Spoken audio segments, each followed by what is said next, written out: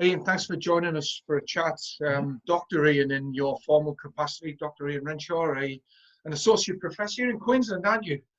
Not bad Yep. for a borough lad that didn't think you'd find yourself, but you didn't think you'd find yourself in Queensland making a crust anyway.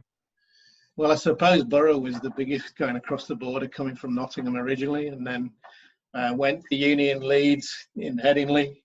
Yeah. When I was there, Boycott was still playing at Yorkshire at the time, and my mate was a Lancastrian. So we used to sneak in at 5 o'clock when it was free, and Boycott would be batting. I remember my mate one day got out, and he's just up there going, "Yes!" And Boycott stopped, gave us the stare, and all that sort of stuff. So went from Leeds to Loughborough, did a postgrad in teaching, PE teaching at Loughborough, and then went to the Borough. So moved up to the Borough and taught at Nunthorpe School for 4 years. It was good fun. Played for Borough at cricket, obviously, and good NYSD lad. And fifth team rugby, extra B's rugby as well, playing on the wing, freezing your whatsits off, never getting the ball. Great fun. Sounds about right. Then moved to. Sorry, go on. No, go on, mate. Moved to. So I spent 14 years in Middlesbrough. Lived in Peterlee for a while, which was interesting. Yeah. My daughter was born in Durham, so on a very snowy night in February, we were going across from Peterlee to Durham Hospital, and thought we were going to have her in a ditch because it was snowing. There was no snow in Durham, but so she was born there. She was born there just in case I got a boy, because at that point, if you had a boy and it was born in Yorkshire, they had to play for Yorkshire, didn't they? So that was never going to happen. Yeah, lateral thinking. And you ended up with a boy as well, didn't you? Yeah, and he was born in Middlesbrough, so he was a Yorkshireman. So and then went to Sheffield for a couple of years, taught in Sheffield Hallam, played for collegiate there actually played in the second team with Matt Root, Joe and Bill's dad. Some really good players in that team, and then didn't want to play in the first because it was so much travel, and we'd only just moved down there, and Matthew was little, and but then you got the bug, didn't you? And then halfway through the year got in the first, and Kettlebrew is my captain, which was quite funny. Kettlebrew is training the ICC umpires now, isn't he? Yeah, he just started umpiring at the time, and that's an interesting story. They lived in the same village as the Hampshires. John and Paul, who obviously played at Middlesbrough with us, and they had a family conference, and because I think he'd been released by Middlesex and could have gone to Derby or whatever, and they said, "Why don't you go take up umpiring?" And the rest is history. Yeah. And then we left. Funnily enough, I mean, he scored 1,000 runs 3 years on the trot in the Yorkshire League. He could play, but I scored more runs than him 3 times out of batter than he did. Not they were very big runs, but there was always more than him. So I was winding him up about that. And then the next time we met was when Matthew debuted in the test team at Adelaide, and he was umpiring, which was quite bizarre. And then when Matthew went to India, we were in Bangalore, and he umpired that test match as well.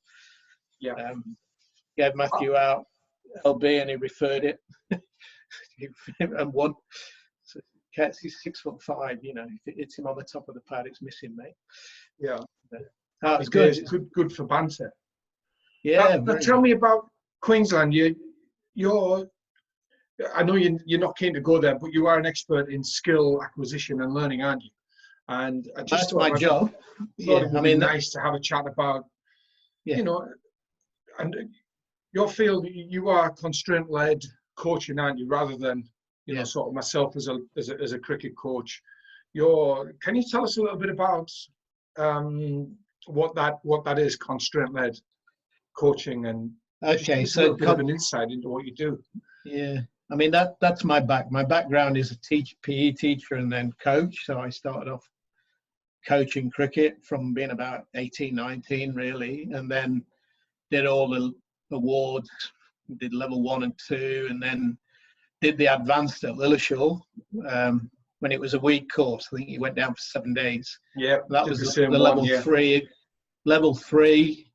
Paul Farbrace was my, you get one of them gets to look after you, didn't he? He was the coach who looked after us.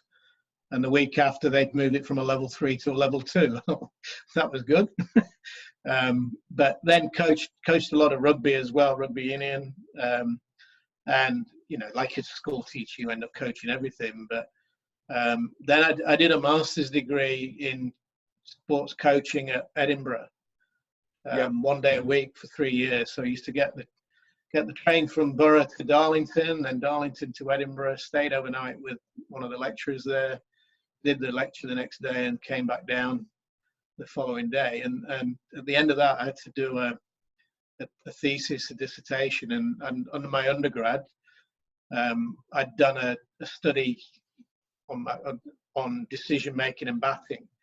And I'd used video training and put people on, measured their anxiety and their arousal as they were batting. But it was beta videos in those days, and we made up all the video and all that.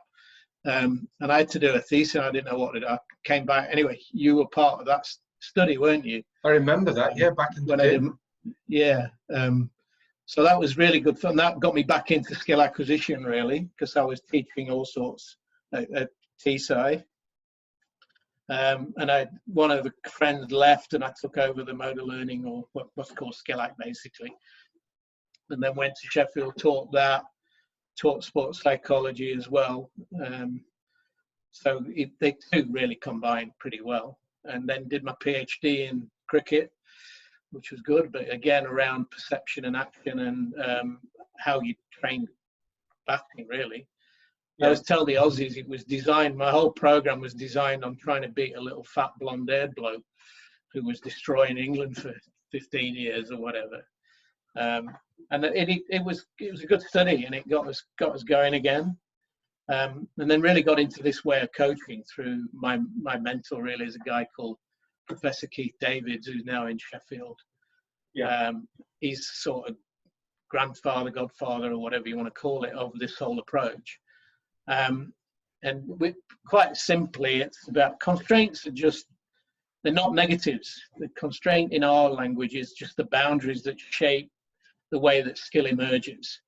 So, you know, if the environment shapes what you become as a player quite significantly. So if you play at Bishop Auckland, you know, what sort of bat are you going to be? Yeah, well, you smack it straight, wouldn't you, where it's like 25 metres to the boundary. Yeah, and the bounces don't bounce above shin high. Yeah, that's right. So you're front foot dogger or whatever. But if you played, let's say you played at Middlesbrough on Ackland Park, you might likely become more of a back foot player because the bounce was better. Even greater, if you went to Perth, you know, it's coming around your ears, so you really are going to be a cutter and puller. But if you're brought up in India, you're going to learn to play spin pretty well because there's going to be a lot of spin because of the heat, and it rags as well. So the environment shapes the type of player that you become. And the tasks, the task constraints, the type of games that you play, the rules, even ball types, you know, like a red ball versus white ball changes the nature of the game. So it's all these things are taken into account to shape behavior. And some of them, the rules of the game are there. You're all about exploiting those. But as a coach, you can manipulate some of those constraints. So I'll give you an example.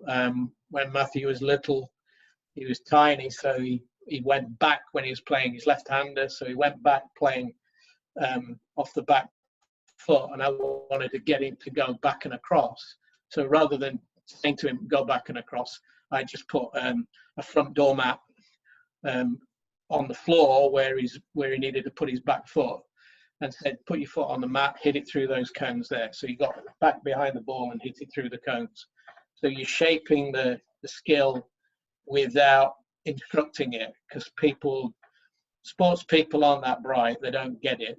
But if you give them a problem to solve, then they're more likely to design it and work it out based on solve the problem. So it really fits nicely with Bradman. Bradman had a quote called, don't tell them what you want them to do, not how to do it. So hit the ball here, score there, hit there, and that's basically how it works. And then the body will solve it. The body will work out how to get the ball into that shape. So really top example is Smith. You know, he just finds a way. I need to get the ball there. I'm going to go here and work that. I'm going to work this. So, and I know he was brought up, wasn't called constraints, but his dad played a lot of games where he gave him problems to solve. So that's really about the whole approach. It's about problem solving and making it as much like the game as you can, rather than drills. So to be clear, you're not, you know, I'm a technical coach, I'm a skills coach. You're not coaching technique, you're coaching, this is what I want you to do, I want you to work out how to do it. Yeah, I mean, it's silly to distinguish between a technical coach and a tactical coach, because you solve the problem based on what skills you've got. Yeah. So if you go into a game at any moment in time, you play, if you're intelligent, you play with what you've got at that moment in time. So if you can't play an on drive, you don't play it. Otherwise, you're stupid, you're going to get out. So that doesn't mean you try and develop that over time within your training, but you solve the problem with what you've got at the best moment in time. So I would say I never taught technique to Matthew, but technically he's good because I knew what he wanted to look like, and I would give him problems that would create the shape that I wanted to see. But I wasn't going to prescribe it to the level of put your hand here, put your knee there, do whatever there. But I would say he's hitting it in the air. Okay, I might put a low barrier just in front of him. I might put a rope between two cones, so you've got to hit it under the rope. You know, you've got to play late and hit it under your rope. Well, I don't tell him he's got to play late. He's just got to work it out how to do it and how to get underneath the problem. So therefore, your technique emerges, but you've got to know what you're looking for. It's not just go out there and play. You know, I think actually to do this approach, you've got to know more about the sport than if you don't. I mean, I can teach anything in a drill. I could teach you brilliant basketball. I could just do drill. I know bugger all about basketball, you know, but I could teach it because you could turn it into a drill. But I don't think I'd be making them any better.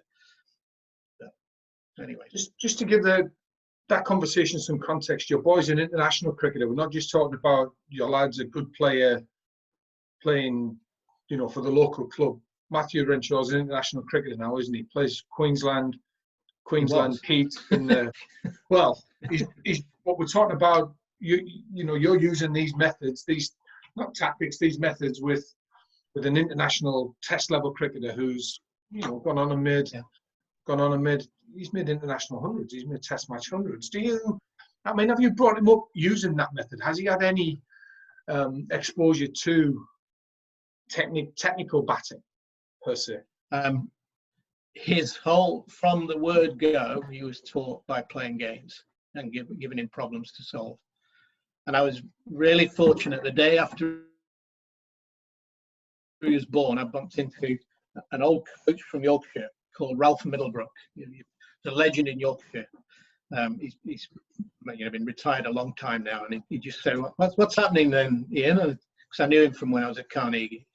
And he said, "I had a boy yesterday, Ralph." He said, "Brilliant." He said, "Do me a favour." And I said, "Bowl at him from day one."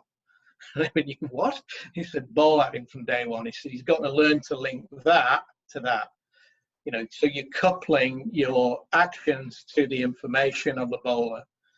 You know, so I thought it's the best advice I've ever been given.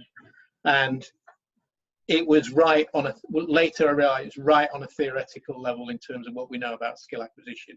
If you change the way the ball is fed, you will get a different movement pattern. So you're teaching, you know, like I'm going to use the bowling machine to teach technique. Well, you'll get a technique that is really good against the bowling machine. But whether it transfers to playing against real bowler, I know I'm doing you out of your bloody questions. But questions first and my salary second. Yeah, good, thanks. I'll delete it when we finish, don't worry. Yeah, I mean, we can talk about how to use bowling machines if you've got to use them, which, you know, at times people need to. But in the end, I did a level 3 years ago with Brad Hogg. You know the Western Australia down leg spinner. Yeah. Who was the leggy. He had but also played some Test cricket, I think. And I did a talk on a level 3 he was on it, and I was showing him some of our research against facing the bowling machine versus facing a bowler, and how it changed the way that you batted, and you never learn to pick the cues. So you've got to be able to pick from the hand, haven't you, at the top level when it's seriously quick. And he went, that explains everything. He said, because I was brought up on a farm, all I ever did was face the bowling machine. And he said, I just didn't feel as I could pick length when I got up against the real quicks. And I thought, well, there's an anecdote to support what we were saying. And I mean, Greg Chappell is he's quite a controversial character here, isn't he? But I did a presentation to them at the academy when he came in as talent manager or high performance center of excellence manager, and presented that, and he said, I could have told you that 15 years ago. You know, that the bowling machines don't work, and I'd rather not bat than face the bowling machine, was his view. And I said, yeah, but now we've got some evidence to support what you're talking about. But if you've got to pick spin, yeah, you've got to face bowlers. You know, you've got to learn to understand what's happening out of the hand and track the ball. Same with swing, isn't it? If you can't pick up the cues from the hand, you know, the highest level, you're done. You're not going anywhere, really. But, couple of questions for you. Pick up on that. I'll come back to the ball machine in a minute. Yeah. You're a massive advocate. So, for instance, you don't like underarm feeds for, let's say, you're showing a child a sweep shot. You don't like underarm feeds or anything like that, do you? I've always thought when I was playing myself that when people because my sweep was rubbish and I needed to work on it, but I felt it was so different when somebody underarmed to me, because it didn't bounce on you and you could hit down on top of it, and you've got to get that flight, you know, at least experience that fly. So I don't think it works that way, but I might do it for a few, you know, just to start with, but as soon as possible I'm going to come in overarm. But the challenge is, of course, if I do that with a little 10-year-old, it's coming too high, because I'm, you know, not quite 6 foot, but the height's wrong. Yeah. You know, but so I might come down on my knees and bowl it from on my knees, because then it's more realistic to their height, and then the bounce is more realistic. Well, you're saying it's important to replicate the rotation of the arms if possible. Yeah. So I mean, when we were in New Zealand, well, we started in Sheffield, really. When Matthew was 4, we used to go behind the house, and I just used to bowl at him with a tennis ball or whatever, and just had him hit the ball. You know, just hit the ball and hit it into the wall, actually. So I wanted him to hit the pull, because that's the most natural shot. Yeah. Once we've done that, so then we moved to Auckland, and we had a driveway. We had a pillar for the porch. There's a pillar with the stumps, and I was down the bottom of the drive with a stool with a basket of balls on it. Yeah. And I just bowl at him from there. So rather than doing throwdowns, I always talk about doing bowl downs. You know, yeah. And his game basically was pull it into the wall here. So if I bowl it here, you've got to pull it into the wall there. Once he could do that, then I'd pitch it up. And all you got to do now is hit it over my head and try and hit the garden across the road. Yeah. You know, there was a bank across the road. So it was about picking length by mixing it up. So it was short, pull, full, bang. And the only instruction was step and hit, step and swing. I really didn't care whether it went in the air or not. Yeah. And then when we got onto the field, we'd always go on the field on our own. So I'd find an empty field with an artificial on, and I'd put 2 cones wide, mid on, mid off, and I would bowl at him. How many can you hit between the cones? Can I stop you? Can I stop you a sec? Because I know what you're talking about when you're saying an artificial on, but people in the UK won't. So grounds in Australia, a lot of them have synthetic wickets in the middle, like the old AstroTurf. They're better than, but they're concrete, aren't they? They're concrete in Australia with a mat on top. Basically. Okay. So a lot of people don't realise how much artificial cricket or synthetic cricket there is in Australia. Oh, massive. Yeah. Sorry to stop you. I just wanted to explain. No, it's good. It's a really good point, and it's an interesting one, because you learn to play on a pitch with consistent bounce. So even when they're little, they play on those AstroTurfs. It's a bit like a lot of schools had them. I never thought we had one. We played any school games, it was on an AstroTurf. They were crap though, weren't they? Them first ones, they used to bounce like 2 inches high. Yeah. They were shocking. Yeah, but here I don't know why, but maybe it's because they're harder or whatever. Here they bounce more. Yeah. So, but there's a problem as well if that's all you play on. Yeah. So I coached an under-14 school team of a very good school. You know, like they're a good cricket school. And I had an opening batsman, left-hander. He could cut and pull for the world because all he'd ever done for most of his life was play on AstroTurf.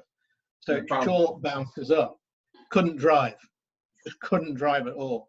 And I remember we played on it, and all the school games were played on turf in this comp. It was, you know, BGS, whatever. All the top posh school stuff. So they played on turf, but we went out to Toowoomba on a slow pitch, and he couldn't hit the ball down the ground because it was just too slow. So I just worked with him on hitting drive. The compromise for him at that level was a slow throw down. So I'd throw off spin at him from the full distance, not short, not anything. So I'm just getting it nice and slow, use your feet, hit down the ground. So it's a balance and footwork drill.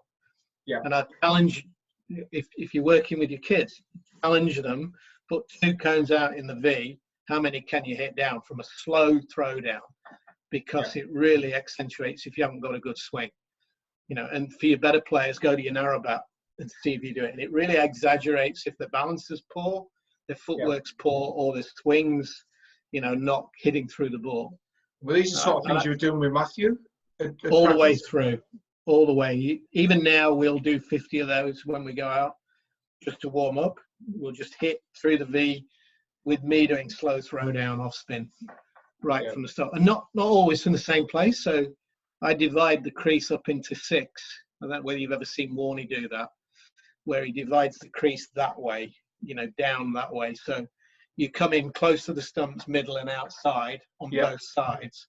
Yeah. So therefore, there's 6 areas to deliver the ball from. So I will constantly mix that up to try and just change angles for it. You know, the same if I'm using a sidearm. I don't like them, but it's the best I can do. Yeah, and again, just to be clear, you are literally, the only instruction you're giving in them instances is get the ball between the cones. Yep, yeah.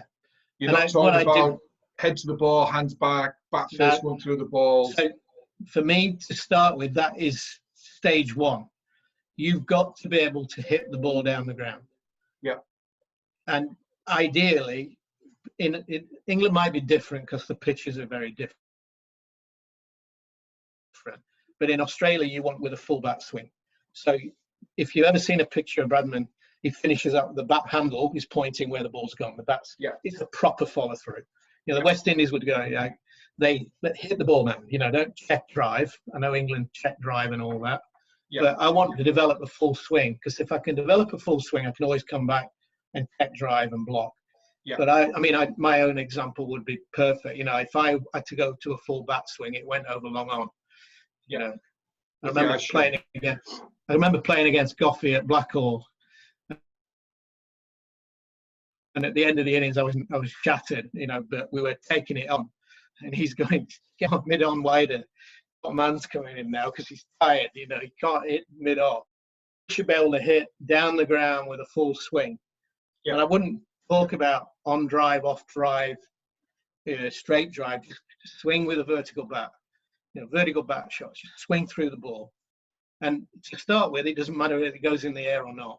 Just get that swing developed. Okay. And then after that, you might say, right now it's got to go on the ground. You know, or you give them problems. You just say, right, you've got 4 fielders. I'm putting mid on and mid off in, extra cover mid wicket in. You play. Yeah. Okay. And here's a challenge then is, what do you do? So in a one-dayer, I remember Matthew is playing for Queens and 17s down in Tassie. And who's the little left armer that time? Ijaz, was it? Or was a Victorian left arm spinner? Yeah. Would have been Matthew's age, 23. Ijaz, somebody, or Anyway, he's from on. Fitzroy Doncaster. Lavi, I think it is. Nice guy. Yeah, he's a decent bowler. Yeah. But Matthew was still in when he came on. And first ball, he's gone down the ground. He's run down at him and gone whacked him, just cleared mid-on. And I'm having kittens going, like traditional opening bats. You don't do that, like. Anyway, and then he's gone again and cleared him. Then he's got the men back. Yeah. So that, and then I talked to Gavin, who was the coach of the club and 17s. He said that was the plan. You've got to be brave there and get the man back, because then that creates the opportunity. It creates you single and just opens up the game if you do that. But you've got to be brave to do it. And you might as well do it before he's settled or whatever. It's a really good point. And I talk to the lads a lot about this in the coaching, that the spinners will always start with the field that they want. Yeah. Rather than, well, we've got such and such, he's going to do, spinner always starts with the field that he wants. And I think a lot of the time, especially in situations where you have to score, you're making essentially you're trying to get the batsman to make a risk or take a risk, aren't you? I mean, that's the thing. I flip that over, and if Matthew chips that to mid-on, he just wins, and he walks off and says, well, we were brave, we kept him up. Absolutely. I mean, that's just a game, isn't it? I mean, that's what it's about. I mean, I guess on another level, on a very much lower level, I remember when I first came up to Middlesbrough, and Hartlepool were the team then, and we played them in a Macmillan Cup game at, Park Drive. Park Drive, the best ground. For me, that was my favourite ground in the league. I love playing there. I love playing there. But we'd played them earlier in the season in a league game. Ashok Patel was pro, I think, at the time. Yeah. But they had a little bowler who you'll know really well called Tommy Fountain. Yeah. Who bowled little drifty outswing, zobbers. On a sixpence. Yep. And in the league game, Tony Bell, who could bat, had 4 off 50 balls against him. Yeah. Just tortured us, absolutely tortured us. And we played up there, and it was 25 overs. They got 150, which was no circles in those days, was there? You could put 9 on the bar and do whatever. And it rained, so we had to come back, I think either the next night or 2 nights later. So we're chasing. It was one of them cups where if it rained, the game just stopped and it continued from where it finished, wasn't it? Carried on. I think it was 25 overs in Macmillan Cup. Macmillan Cup. Yeah, I think it might have been the Macmillan or the Carriage. I can't remember which. But we've gone back out there. Belly's blocked the first over, or I blocked the second. So we're now non for non, chasing 150 off 23. Yeah. And Tommy's on. And I've just gone, you know what, he's got to go. He's got to go. So I think I somehow got one over again. And then he pushed the man back. And we won with 3 overs to spare in the end. Yeah. When we then played him in the league, I'm thinking, there's no way I'm going to prod here. I'm just going. So I got it, got him over mid-off, and he just cleared him, and then went again. And then he pushed the man back. I won. Now he gave me one. And isn't it amazing? If I hadn't done that, he would have how many bowlers exist with one plan? Once they can't have plan A, they go to pieces a little. I'm not saying Tommy did. I'm just saying that when lads can't have a really really like a really tight ring field on you and stop you, they want you to hit. But if you bang it, and then suddenly there's loads of lads. I mean, to be fair as well, a lot of these lads, they make a living out of bowling literally dobbers. They're so super accurate that they generally don't miss where they're landing, and they'll just say, well, it's going to be there. That's it. That's all you get. And don't wait for a bad ball. A ball literally 45, 50 miles an hour. I'm not going to miss areas. You've got to work it out, haven't you? And that again, that's where you're a product of your environment. So when I first came up in the league, the grounds I hated more than anywhere were Thornaby. Yeah. Because you got Shutty bowling, huge in swingers, and Volky running out swing, nibbling it. And the pitch didn't bounce above low wicket. So they could tie you up all day. And then the other one was Gisborough, which again didn't bounce above your knee height. And Dave Pennock would just come on and go and everything. And I thought you get 50 there, it's worth 100 anywhere else. Yeah. But but it was payback time when they came to Atland Park, you know, because he couldn't just run in and bowl at that pace when the ball's not going to do anything. Yeah. You know, he couldn't bowl with any width. He couldn't bowl tight. You know, they had to change the game there, and it was always completely. We'd always lose at Gisborough. We could never win at Gisborough, but we'd never lose at home as well. So you're a product of your environment. But I mean, in terms of spinners particularly, it might be the same with any bowler. Up to Ash Ross, who's Alex Ross's, who played Big Bash, plays for South Australia. He's called the sweepologist. If you've watched any Big Bash, he sweeps everything because his dad brought him up with the same sort of solve the problem stuff. But his view was there are two types of spinners, good ones and bad ones. Listen, if you're facing a bad one, he's going to bowl you a bad ball. So you just sit on him. You just sit on him and wait for the bad ball and you murder that. So, but if it's a good one, you've got to then be much more proactive because he's not going to bowl you a bad ball. You've got to then work him. You've got to do something to force him off his shot. You know, it's a bit like it's like reverse sweeping, isn't it? You know, everybody does it because it looks fancy, but the pros aren't doing it for that. They're doing it to move a fielder. You know, they're doing it to get a player here to move over there so they can play a safer shot here. But again, you take that risk. You've got to take the risk to do it, unless it's your good shot, you know, and you've practiced it a lot. It is known in the game, risk versus reward is an expression that's commonly used. Dads, you know, there's a few examples of dads and lads cricket here. In terms of, like, in the minute we're in lockdown, and obviously, you know, that one parent, one child family, so the boy can go down with his dad to the nets at the minute. You couldn't, for instance, invite a friend. It's just not where it is. With respect, there's dads up there, there's some parents that know about cricket, there are some that don't. I mean, is it a case of, for you as a skill acquisition coach, thinking that you don't have to know a lot about the game to have a good influence if you can throw the ball from A to B? I think sometimes it can work the other way, can't it? Because you can limit them in terms of what they're trying. Because, I mean, I learned very early on when he was about 8 or 9, don't limit him by my lack of ability.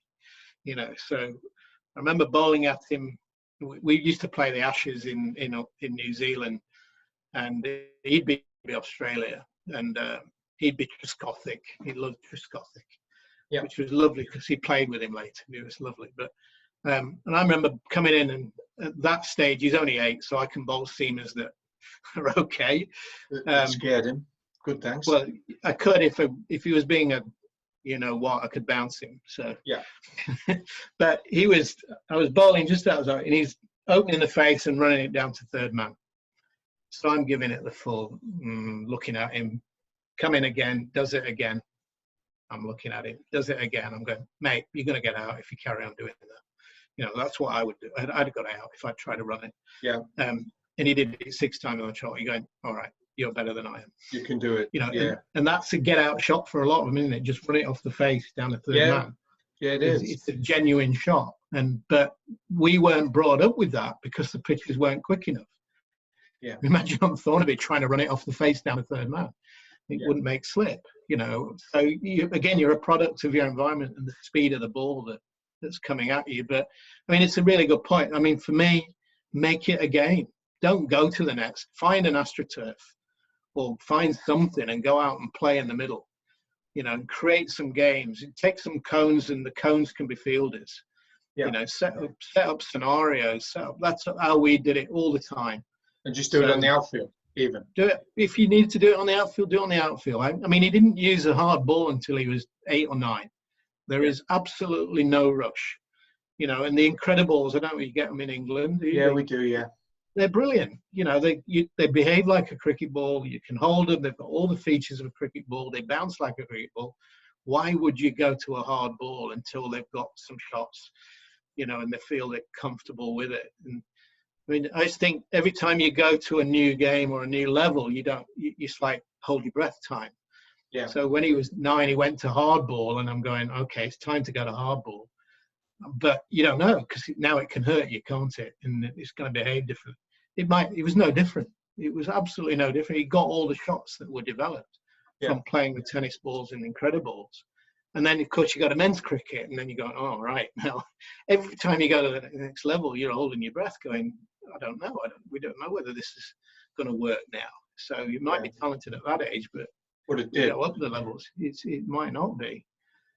So go and have some fun with them. Make it games, just make it game. And if you can't bowl, learn a bowl. They're just like the same as them. They're learning a bat. You can learn a bowl. It's not hard. You can just do that to start with. And as you get better at it, you can go from there. Yeah. Or get mum out on it, get mum bowling. Whoever. Not often that mum goes. It's normally dad. Let me ask you, are you an advocate of 10,000 hours practice for perfection? 10,000 hours is an absolute load of rubbish. There's no. Okay. It's a flawed idea in terms of there are studies. In that study, there were people with 4,000 hours who became champions, and there were people with 20,000 hours who didn't. Who couldn't do it. Yeah. So it's in some things like rowing, for example, there are examples of Olympic champions who didn't do any rowing until they were 19. So 10,000 hours just can't exist. But what I'd say is it's about quality of practice. And of course, it is a lot of practice, but it's a realistic practice if you can. So play as many games as you can. I mean, I always talk about Tendulkar was playing up to 10 games a day from being 12. His coach put him on the back of the moped and moved him from game to game in the fields in Mumbai or whatever. But play games and make it as real as you can. But you do need to practice, but not that repetitive drill practice. I always think, you say, oh, we're practicing our cover drive. So you do 50,000 cover drives on the trot to get it. Well, tell me a bowler who bowls you 50,000 cover drives on the trot. They can't. Yeah, they don't, So if they don't bowl you on, what am I going to do? How am I going to do it? Hey, I'm mixing up, I've heard that about Tendulkar before, actually. 10, 12 games a day. He must have been pretty crap if he was getting out 10 or 12 times a day, wasn't he? I mean, is this big Indian superstar? What's he doing? But beforehand, he'd spend an hour shadowing his shots in the house or whatever, and then he'd go out and have a net. Then he'd go there, and I mean, it was a big decision by his family to let him do cricket because education is huge in the middle classes, isn't it, in India? Yeah. So it was a big decision. I mean, there's a perfect example of a coach who got the sense not to try and change him. So he picks up a bat because I think his bat was £3 when he was playing. £3, and I don't know whether you play against him or have you seen him in real life? I've seen him. I haven't played against him. No. Yeah. When I went to first ever conference. Oh, here's a win. First ever conference I went to as part of my job was in Cape Town, and we're in the Spear Wine Reserve near Stellenbosch, and India was staying there because it was World Cup, 2003 World Cup, and he stood next to, or he went past me or whatever. He's 5'4", 5'6" at best, and his bat was £3. And I'm not advocating for heavy bats, but he adapted to that because his hands were really low on the bat then. He adapted to cope with it, and his coach didn't try and change him. So changing grip, I think, is a really difficult challenge. And there's times when, early with Matthew, I'm thinking he needs to change his grip here. There's some things wrong, but it didn't work. He trying to manipulate it. I did it in the end he almost did it himself by experimenting, and you got to hit the ball here or here. But you'll come out with the strengths and weaknesses, aren't there, different grips as well. If you looked at Graham Smith, if you remember him batting, he did what should be an off drive and it goes through mid-wicket for 4, all right then. Yeah. Don't matter. It doesn't matter. But there are trade-offs on everything around technique. If you get open up here, you'll improve there, but weaken here and things like that. And I think that's one of being an intelligent player is understanding all that, isn't it? The strengths and weaknesses of it. So, but certainly the biggest thing I would say is buy as many balls as you can, and they don't matter if they're old ones, because then you can hit all the balls, go and collect them, and then go again.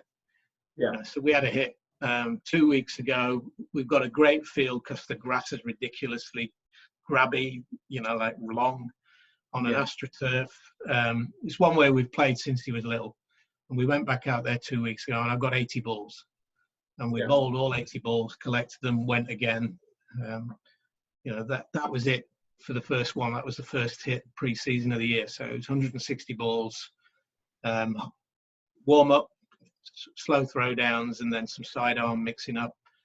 Real mix of balls don't have to be new, they have to be old. In fact, you want a real mix because you want some that are going to keep low and some that are going to bounce, because on AstroTurf it can become too predictable. So as much variable as possible. Yeah. I mean, there's I remember a lovely story with him where probably he was about 14. He was tiny at 14. And we were playing a game again, and I had loads of different type of balls, but I had some real absolute rags that just were dead. You know, they were all soft, they wouldn't bounce, but I also had some bowling machine balls, the bowler ones that are hard rubber. So we're playing this game and we're playing it out, and he's just waiting on the bowling machine balls. So he's just on the soft ball, he's just knocking it for one.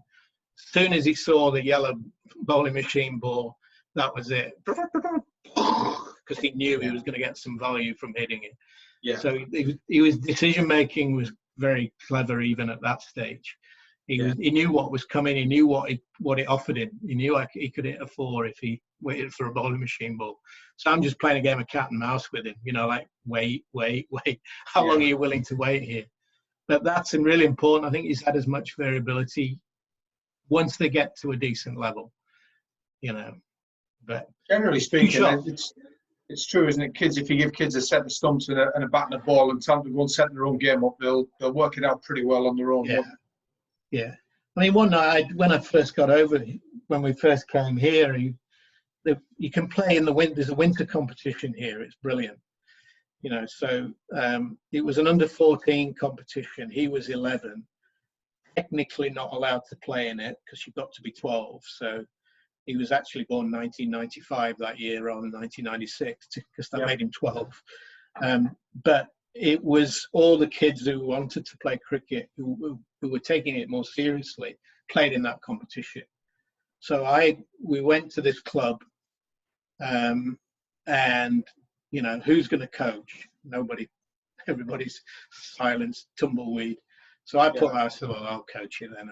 But I had 5 beginners and I had 5 who could play, and we got trounced really. But it was fantastic for Matthew's development because he'd get the chance to bat, you know, all the time because they were getting out around him. But he had 350s in it, you know, tiny little thing. But facing state bowlers who were under 14, even at 11, you know, there was some serious bowlers in it. There's one, I can't remember his name now, but he ended up playing Aussie 19s and he was seriously quick. Yeah. And he played one day, he got 7 wickets for 1 run, broke 2 stumps and an arm. And the kids didn't want to be out there. Josh McClellan, I think his name was. He was rapid. And the second week, rather luckily for us, he got detention and he was late. He got detention from school and was kept in. But he was quick. I mean, he's gone now. It's a real shame, but he was going to be a serious bowler. But the kids didn't want to be out there, and I don't blame them. But the point I was going to make on that was one night we had 2 nets, and there was the 5 who could play and the 5 who couldn't, or roughly. And I gave them some equipment to go make your game up. Go make a game up. And the games that they sort of went into the non-playing group and the playing group, and they made completely different games up that was suited to them. So there's something really about that, is make your own games and make your own rules. The backyard concept fits beautifully with a constraint-led approach, you know, and backyards in Australia has been held as being the thing that's really been the strength of Australian cricket, because it makes you unique, it shapes your environment, you know. And you talk about, there's a book written on it from basically well back behind Bradman right through to the Chappells and Hussies. And backyard cricket was serious. You go on YouTube, and find the backyard of Matthew Hayden. He was on a farm, you know, And he talks about the 2 trees down there we had the magpies in, and the game was to try and hit the birds out of the tree. So he's learning to play in the V, you know, exactly right from an early age. And he did smack it straight, didn't he? Yeah, I mean, big unit. Interesting, his brother had a shoulder reconstruction. He threw most of the balls to him. But he did use a lot of bowling machines as well later on. But see, I remember when Chandapur was overseas at Durham in 2007. I did a year with Durham back then, and Shiv was the overseas player, and he loved it. Yeah. Hayden, Chandapur, like this. There are examples of lads that do like a lot of ball machine, aren't there? Yeah, I mean, Hick was brought up on bowling machines in Zimbabwe. Marnus Labuschagne, a lot of bowling machines. Got one in the garden, you know. So what's your problem with it? Not your problem. Well, that's probably too direct a word, but you're not a fan, are you? To a point. If I've got a choice, can I face a bowler or a bowling machine? I want to face a bowler. Yeah, but what happens if you haven't got a point? You haven't got. If you haven't got a bowler, right? So there's a couple of things. You don't use it for learning to play fast bowling, because the key to facing fast bowling is picking length from the hand. Yeah. So so for me, use, if you can, when you can use bowlers and they aren't quick enough, shorten them up a little bit, but still bowl. Ball off 17, 16, 15 yeah, foot. so look, I haven't got it here, but it's actually in my office at work. I've got a table that I've laminated up. So there's a time interval, obviously, between the bowler letting go of the ball and it hitting the bat, depending on how quick the bowling is. So let's say you're a 150k bowler, so 95, about 95 mile an hour, 95. It's 0.43 of a second or 0.44 of a second between it leaving his hand and it hitting your bat. Yeah. All right. And I've got that for every speed. We do kilometers an hour here, but you could easily do it in miles. So I know if you've got 110k, you've got 0.8 of a second, something like that. So let's say I'm trying to prepare a kid for the next level up, and I know that the next level up is 10k quicker or whatever. So grade cricket, I mean, Queensland grade cricket is clearly far better than Victorian grade cricket. So we'd be a bit quicker than you lot would have been in Victoria. I'm trying to take the mickey out of you here. Yeah, I'm getting it. I've heard it all before. It's poor humour from a Queenslander, but never mind. There you go. Anyway, so the average grade cricketer here, let's say, is about 115, 120k. Yeah.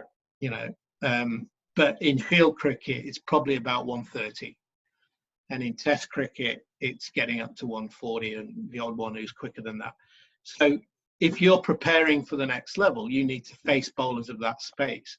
So I've got my sheet where I can go, I've got a 120 bowler, I want to make him 130, and I got a distance that I need to bring him to try and make that time interval the same. Yeah. So it might be, and I never bring him forward more than 2 meters because I think you're getting stupid after that. You know, you just get daft. But I can create that time interval to be the same. So I know Boycott did it when he coached England when they went to the West Indies, when he was working with Gooch and everything. And he got them in the nets at Headingley bowling off 18 yards to speed them up ready for the West Indies. Yeah. You know, so the principles are the same then you're linking it. Now, if I'd say if you're going to use a bowling machine, don't try and get old balls. So there's a lot of variability in the landing point. So you don't want to be just sitting, lying in wait for the ball. Otherwise, you're just sitting there waiting to bang, bang, and you become that bowling machine bully. Yeah. So you don't track the ball and you know where it's going to land. So you don't want to know where it's going to land. You've got to learn to track it, haven't you, and adjust it. Yeah. So we developed something where you put different dots on the ground and you've got to stand on a different dot each time to change around the batting crease. Around the batting crease. So, you know, one on leg stump, one on middle, one on off or whatever.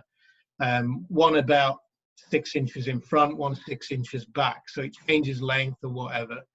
I mean, when I used to use them in Teesside, when I my own little bowling machine in the sports hall there, I would practice back foot stuff, but I wouldn't change the ball because the technician there I wouldn't trust with my life.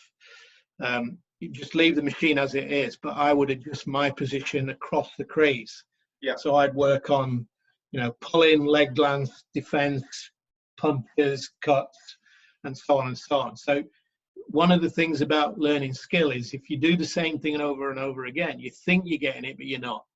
All the evidence is you just get a false sense of security that you're getting it, whereas actually you're better off having lots of variability, doing all loads of different shots, and you don't feel as you're doing well, but you're actually, the learning is better when you come back to do it in a game, and it replicates the demands of a game much more.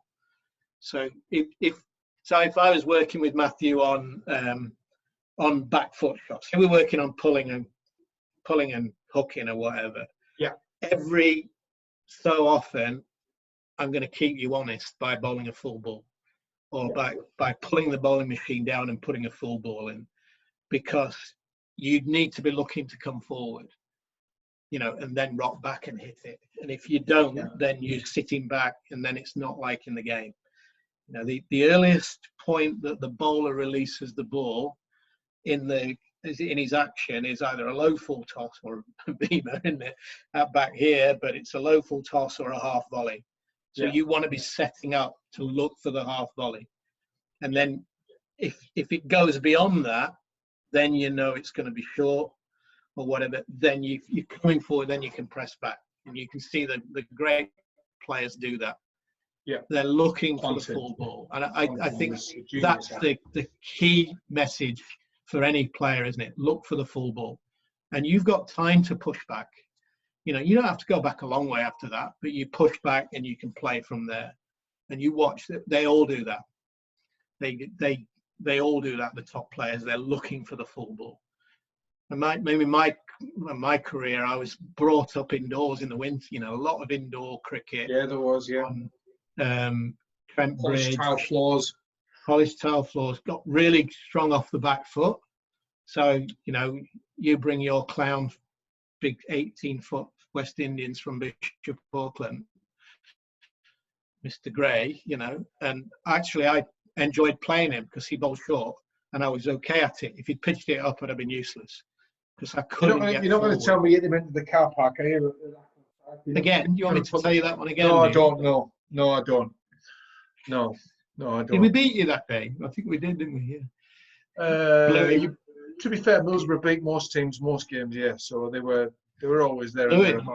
Actually, Bluey won the game. He won his game that day. He just came and got really busy, and then I got the glory. Yeah, it was easy. But he was quick, wasn't he? He was. He was angry with it too, let me tell you.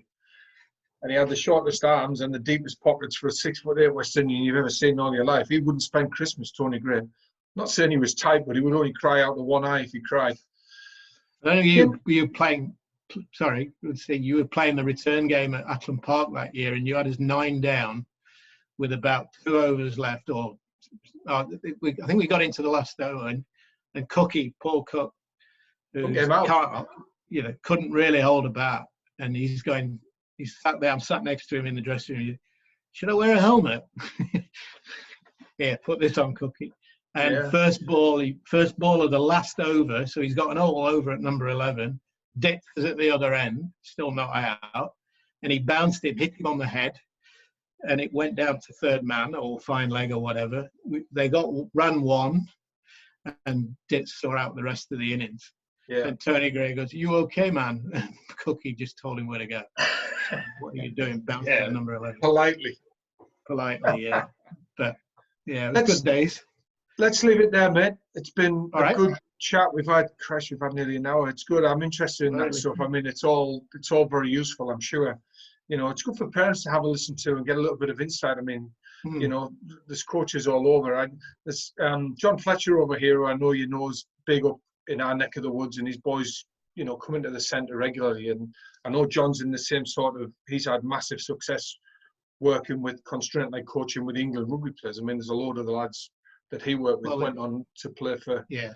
I mean, for a brief period of time, the under-20s were the best in the world, weren't they? Because of his coaching. And it was all about problem solving, giving them problems to solve.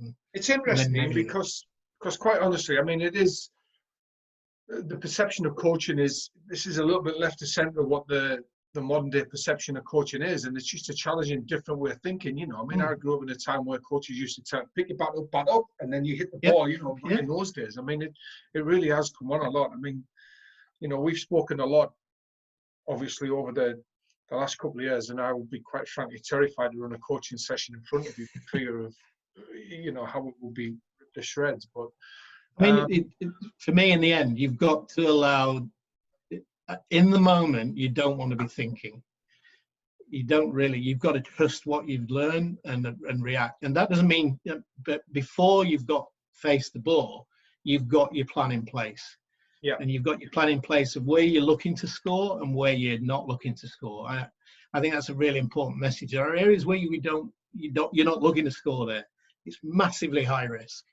You know, if you're opening batsman facing an outswing bowler and they're leaving extra cover open, they're leaving it open for a reason. You know, they want you driving, they want you nicking it off. For them two subs behind you.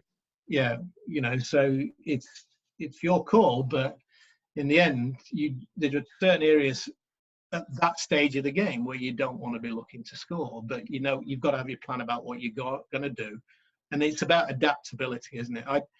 Last point is like once you've got your technique, and your technique is hit the ball with a vertical bat and a horizontal bat.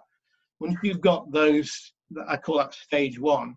After that, all it's about is missing fielders.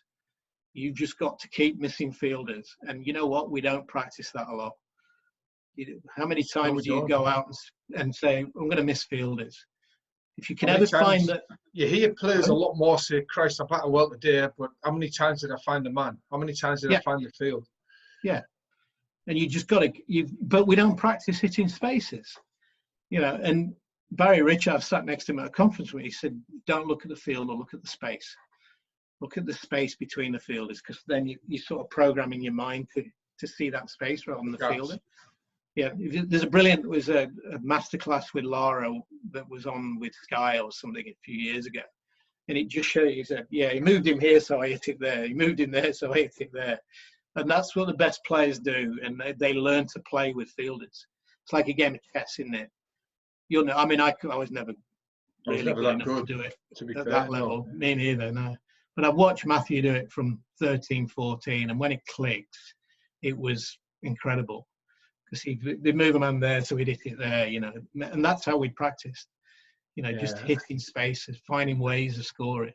I think Lara and Matthew have got a few more test hundreds between them than you and I ran. So, well, I think there was a school. The school Matthew went to was a very good school, and it like the highest, like I don't know, 5 A-star kids like in Australia, and there was one other school that his cousins went to.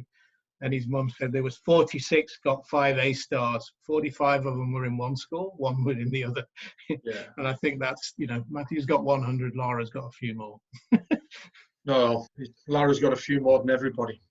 Let's leave it there, mate. Thanks for chatting, buddy. I appreciate you taking the time, and I'll send it to you once it's ready to go. Thanks, Ian. No worries, matey. Take care, fella. All right, bye.